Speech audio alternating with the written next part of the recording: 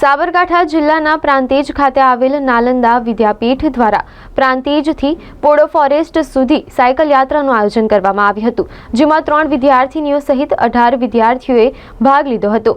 જ્યારે 4 દિવસની સાયકલ યાત્રા બાદ સ્કૂલે પરત ફરતા સ્કૂલ પરિવાર દ્વારા તેઓનું ભવ્ય સ્વાગત કરવામાં આવ્યું હતું। શાળાની શિક્ષિકાઓ દ્વારા સાયકલ યાત્રાએથી પરત ફરેલ તમામ વિદ્યાર્થીનીઓને અને વિદ્યાર્થીઓને કુમકુમ તિલક કરીને ફૂલ છડી આપી સ્વાગત કરવામાં આવ્યું હતું। તો નાલંદા વિદ્યાલય દ્વારા બાળકોને ભણતરની સાથે પ્રકૃતિનો આનંદ લે, પ્રકૃતિની વચ્ચે રહી અને બાળકોના આત્મવિશ્વાસ વધે તે માટે નાલંદા વિદ્યાલયના આચાર્ય કેતનભાઈ પટેલ તથા શાળા પરિવાર દ્વારા સુંદર આયોજન કરવામાં આવ્યું હતું।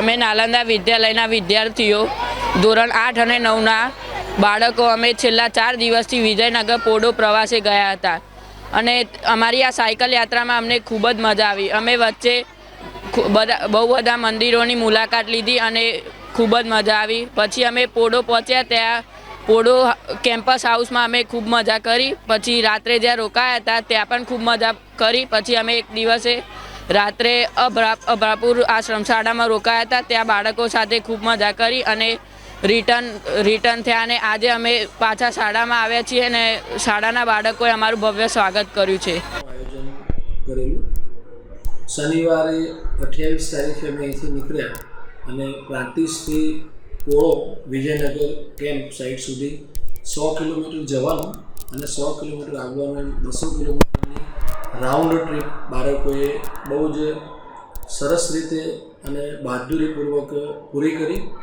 અમને પણ પહેલાં એટલો વિશ્વાસ નહોતો આવતો, પણ 15 દિવસની પ્રેક્ટિસ, થોડુંક બાળકોનું ડિસિપ્લિનમાં રહેવાનું, સૂચનાઓનું ખૂબ સુંદર રીતે પાલન અને 15 દિવસ પહેલાં તૈયારીના ભાગરૂપે એકવાર મહુડી અહીંથી લઈને ગયા, 15 to 30 કિલોમીટર અમને ચલાવી સાયકલ અને આ વખતે શનિવારથી આજે મંગળવાર સુધીમાં 200 કિલોમીટરમાં અમને એક રાઉન્ડ ટ્રીપ એટલો સરસ રીતે પૂર્ણ કર્યો અને આ સાયકલ યાત્રાથી બાળકોના આત્મવિશ્વાસમાં ખૂબ જ વધારો થાય છે।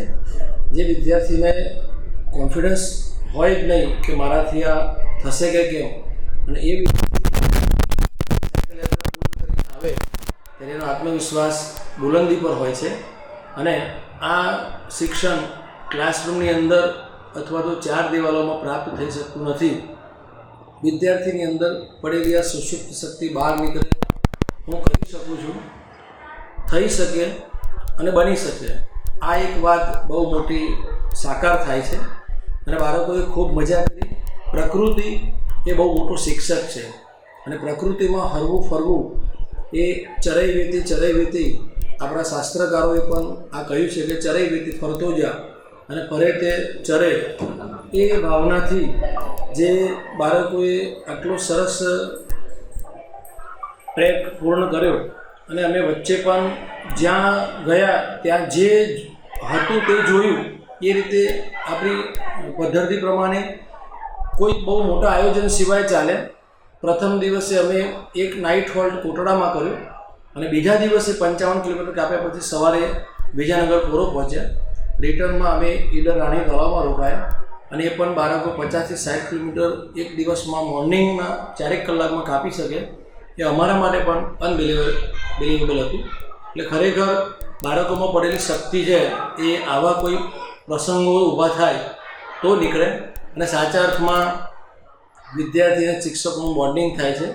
જોડે રહેવાથી જે આત્મીયતા વધે, એકબીજાને ઓળખવાનો જે મોકો મળે અને એની પાછળ શિક્ષકનો પ્રેમ, બાળકો માટેનો ભાવ, આ બધું ખૂબ જ બોન્ડિંગ વધે છે અને સાચા અર્થમાં એક સાહસ યાત્રા બાળકોએ બહુ સારી રીતે પૂર્ણ કરી। એ બદલ અમારી સ્કૂલના બાળકોને હું ખૂબ ધન્યવાદ।